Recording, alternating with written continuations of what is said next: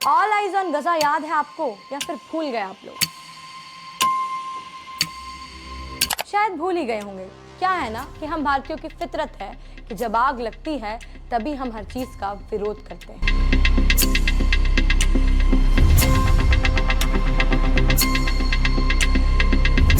जब तक पानी सर के ऊपर ना चढ़ जाए तब तक हम खामोश रहते हैं। अब आप सोच रहे होंगे कि ऑल आइज ऑन गजा की बात मैं क्यों कर रही हूँ, क्योंकि जब इजराइल ने हमास के आतंकियों को जवाब दिया था तब हमारे देश के कुछ बॉलीवुड माफिया लॉबी गजा का दर्द नहीं देख पा रही थी।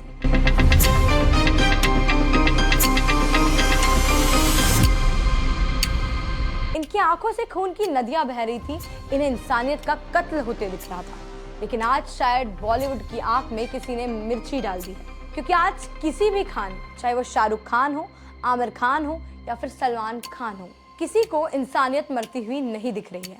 न ही हमारी आलिया बेबी को दिख रही है, न ही रणवीर कपूर को। और बात करें रणवीर सिंह की तो जनाब फैशन शो में तो दिख जाएंगे, लेकिन जब बात देश की हो तो उनकी जुबान पर भी सन्नाटा छा जाता है। सबको बस ऑल आइज ऑन गजा पर रोना आता है। लेकिन अगर पाकिस्तान के आतंकी भारत में आकर आग लगाते हैं और हमारे 26 निर्दोष लोगों को मौत के घाट उतार देते हैं तो इस एजेंडे वाले बॉलीवुड को शायद बोलने में परेशानी होने लगती है, आवाज कम पड़ जाती है, इनके मुंह से आवाज नहीं निकलती। और करण जौहर का पाकिस्तान प्रेम तो आप लोगों ने देखा ही होगा। ये तथाकथित सेकुलरिज्म के समर्थक अब इन्हें भारत में रहते हुए भारत की नहीं बल्कि पड़ोसी दुश्मन देश की फिक्र होती है। और दोस्तों, ये वीडियो टीएफसी मीडिया इसलिए नहीं बना रही है ताकि हम आपको ये याद दिला सके कि इंडियन बॉलीवुड इंडस्ट्री कैसे नैरेटिव रन करती है। हम ये वीडियो इसलिए बना रहे हैं क्योंकि इन लोगों का ओपिनियन मैटर करता है। ये लोग क्या सोचते हैं, क्या बोलते हैं, इसका हमारी जनता पर असर पड़ता है। ये हमारी फिल्में रिप्रेजेंट करते हैं, हमारा किरदार निभाते हैं। तो जब ये कुछ बोलते हैं तो जनता सुनती है, लेकिन जब ये चुप रहते हैं तो वो एक बयान बन जाता है। इनकी चुप्पी इस बात का सबूत है कि ये लोग डरते हैं किसी मुद्दे का समर्थन करने में, सच्चाई के साथ खड़े होने में।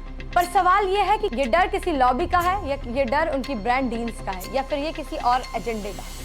यही जानना जरूरी है, क्योंकि जो लोग हमें पर्दे पर लीड करते हैं, अगर वही लोग असल जिंदगी में चुप रहेंगे तो फिर ये कैसी लीडरशिप होगी, ये कैसा नेतृत्व होगा। आप लोग इसे मजाक में ना लें, ये भारत की संप्रभुता के लिए गंभीर खतरा हो सकता है। लेकिन यहाँ एक बात समझना भी जरूरी है कि सभी बॉलीवुड वाले एक जैसे नहीं हैं।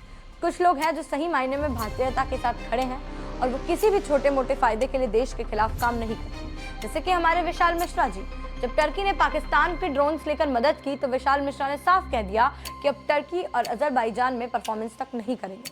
यही होता है असली स्टैंड, यही होता है देशभक्त जो देश के लिए कुछ भी करेगा। वहीं हर्षवर्धन राणे ने जब देखा कि सनम तेरी कसम 2 में पाकिस्तानी एक्ट्रेस कास्ट की जा रही है तो उन्होंने मना कर दिया। उन्होंने कहा कि मैं ऐसी फिल्म नहीं करूंगा जिसमें पाकिस्तान से कोई भी जुड़ा हो।